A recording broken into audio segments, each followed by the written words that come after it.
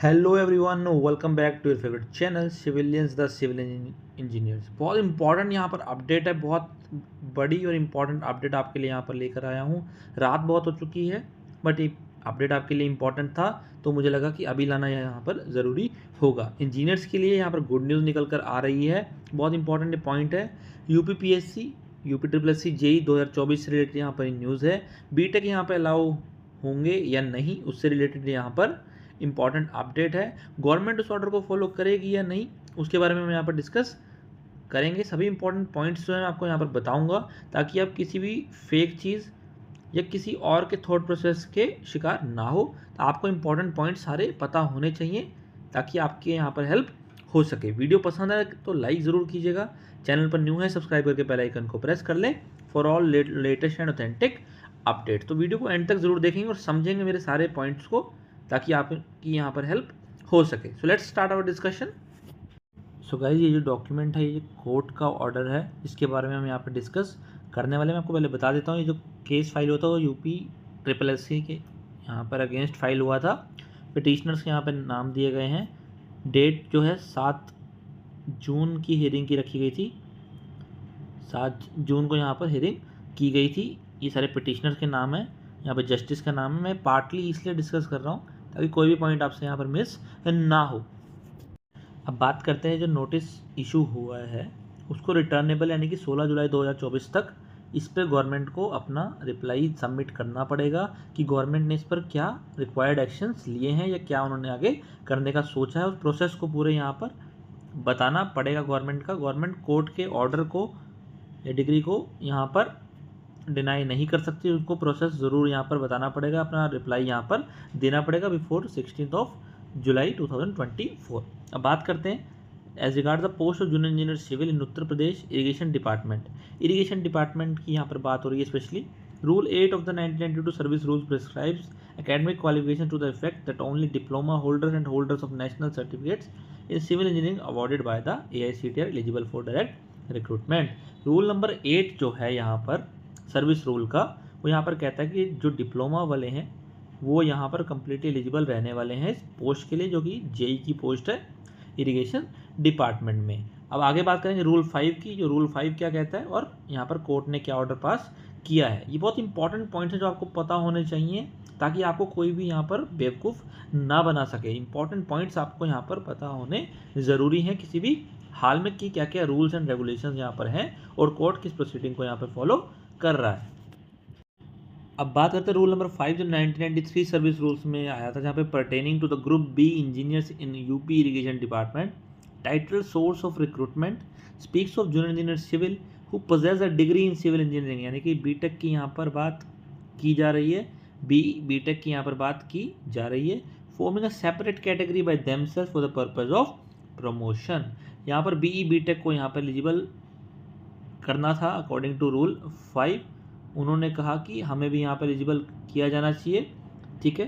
तो उसके बाद की बात क्या हुई कि this dichotomy in the rules we are informed has not been resolved till date, यानी कि जो रूल 5 के अकॉर्डिंग यहाँ पर बीटेक को अलाउ करना था वो आज तक यहाँ पर अलाउ नहीं किया गया है। We are however inform that the rules were amended in 2007 में रूल्स भी अमेंड किए गए बट फिर भी बीटेक को यहाँ पर अलाउ नहीं किया गया। और कुछ प्रमोशंस की टर्म्स भी हैं जो यहाँ पर लिखी गई थी, उसी के बारे में यहाँ पे डिस्कशन हो रहा है। आगे बात करते हैं। कोर्ट के ऑर्डर का सबसे इंपॉर्टेंट पार्ट ये है कि the question that arises for the consideration is whether the high court was justified in not accepting the prayer of the petitioners who are B Tech civil degree holders for the interim relief to them effect that they should be allowed to apply for the direct recruitment to the post of junior engineers. यहाँ पर question arise होता है कि जो high court थी क्या वो justify कर पा रहे इस बातों की उन्होंने एक्सेप्ट नहीं किया।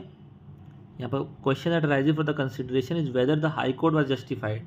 हाई कोर्ट क्या जस्टिफाइड थी? Not accepting the prayer of the petitioners, जो कि बीटेक सिविल यानी डिग्री होल्डर्स थे, उनके बारे में यहाँ पर बात की गई है। तो उनको इंटरम रिलीफ देने के लिए अभी से बोला गया है कि that they should be allowed to apply for the direct recruitment to the post of the junior engineer. यहाँ पर साफ साफ बता दिया गया कि जो बीटेक है वो कम्प्लीटली एलिजिबल यहाँ पर रहने वाले हैं जूनियर इंजीनियर की पोस्ट के लिए, जिसके लिए अब तक यूपी में सिर्फ डिप्लोमा वाले एलिजिबल थे।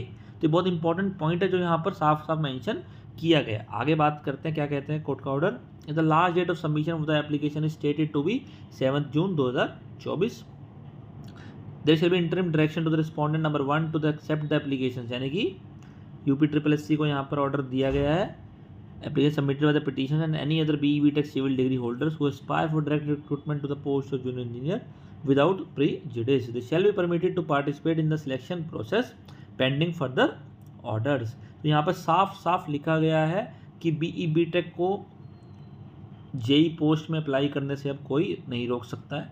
ये साफ साफ कोर्ट ने ऑर्डर यहाँ पर दे दिया है, जो कि कोर्ट का ऑर्डर है तो गवर्नमेंट को यहाँ पर प्रोसेस फॉलो करना पड़ेगा। गवर्नमेंट से यहाँ पर रिप्लाई मांगा गया है, प्रोसेस मांगा गया है कि वो उसको कैसे करेगी। उनसे पूछा नहीं जाएगा कि आप करेंगे या नहीं करेंगे, उनसे पूछा जाएगा कि आप ये कैसे करेंगे। ये बहुत इंपॉर्टेंट पॉइंट है। बहुत लोग स्टूडेंट्स ये सोच रहे हैं कि कोर्ट का ऑर्डर यहाँ पर गवर्नमेंट डिनाई कर सकती है, बट ऐसा नहीं है। उनसे सिर्फ प्रोसेस पूछा जाएगा। गवर्नमेंट कोशिश करेगी बताने की कि हमें प्रोसेस बनाने में टाइम लगेगा, हमें अमेंडमेंट्स करने पड़ेंगे, बहुत सारी चीज़ें करती है गवर्नमेंट बचने के लिए, बट ये चीज़ें पॉसिबल नहीं हो पाएंगी इस बार, क्योंकि बहुत लंबे टाइम से ये चलता आ रहा है। बट अब ये होना ज़रूरी बन चुका है। मैं डिप्लोमा वालों के ख़िलाफ़ नहीं हूँ, बट मेरा हमेशा से ये मानना है जो जिस पोस्ट के लिए डिज़र्विंग है उसको ही वो पोस्ट मिलनी चाहिए, चाहे वो डिप्लोमा वाले हों। मैं ये कहता हूँ अगर 300 पोस्ट निकलती हैं, 300 के 300 डिप्लोमा वाले सिलेक्ट हो रहे हैं, बहुत अच्छी बात है कि वो डिज़र्विंग है। बट अगर बीटेक वाला वहाँ पे डिज़र्विंग हो रहा है तो किसी को उससे हर्ज नहीं होना चाहिए, डिप्लोमा वाले को भी नहीं होना चाहिए, और अगर डिप्लोमा वाला सिलेक्ट हो रहा है तो बीटेक वाले को नहीं होना चाहिए। But competition must be completely fair, और ताकि वहाँ पे आप सिलेक्शन इंश्योर कर सकें, आप चाहे बीटेक हो चाहे आप डिप्लोमा हो, बट आप डिज़र्विंग है तो उस पोस्ट के लिए अप्लाई करें, फाइट करें और विन करें। बट बैटल ग्राउंड जो है वो बिल्कुल फेयर होना चाहिए, सबके लिए बराबर होना चाहिए। तो कोई दिक्कत ऐसी होनी नहीं चाहिए। जो डिज़र्विंग है चाहे वो डिप्लोमा भी है उसे भी यहाँ पर कोई दिक्कत नहीं होनी चाहिए। जैसे SSC JEE में भी दोनों ही यहाँ पर फाइट करते हैं, और बहुत सारे डिप्लोमा स्टूडेंट्स को भी देखा है मैंने टॉप करते हुए। तो जो डिज़र्विंग हैं, जो कैपेबल हैं, वो इन चीज़ों के बारे में बिल्कुल भी नहीं सोचते हैं। बट मैं आपको बता दूँ meanwhile BE and BTech both are completely eligible with diploma for the post of junior engineer। अब बहुत सारे स्टूडेंट्स बोलेंगे तो सिर्फ इरिगेशन डिपार्टमेंट की ही बात हो रही है, बट मैं आपको बता दूं UPSSC के सभी डिपार्टमेंट्स जो JEE एग्ज़ाम्स में आएंगे सब पर ये रूल यहाँ पर मानना पड़ेगा गवर्नमेंट को। अगर एक डिपार्टमेंट मान लिया तो सभी में इनको मानना पड़ेगा, और JEE में BE BTech यहाँ पर अलाउ हो जाएंगे यूपी में, जो कि बहुत लंबे टाइम से फाइट यहाँ पर चल रही थी। अगर ऐसा हो जाता है यूपी में तो बिहार में भी होने में टाइम नहीं लगेगा। ये इलेक्शन का असर है, इसके वजह से सेटबैक लगा गवर्नमेंट को, तो ये डिसीजंस आप देखने को आपको मिलेंगे बहुत जल्दी। गवर्नमेंट से ये बात मान भी ले, क्योंकि इलेक्शन में उनको हार मिली है अनएम्प्लॉयमेंट की वजह से। किसी के खिलाफ मैं नहीं हूँ, but support her deserving candidate को है। वीडियो पसंद आए तो लाइक ज़रूर करें, चैनल पर न्यू है सब्सक्राइब करके बेल आइकन को प्रेस करें। Thanks for watching once again and stay connected and stay updated.